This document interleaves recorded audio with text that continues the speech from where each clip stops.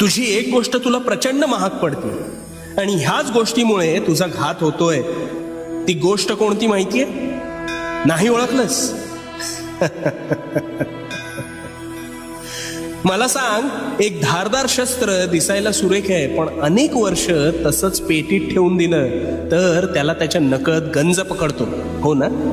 हे तुला कळतंय, पण हीच तुझी खरी अवस्था आहे. सारं काही आहे तुझ्याकडे, पण महागात पडतोय तो हा तुझा कायमचा आळशीपणा.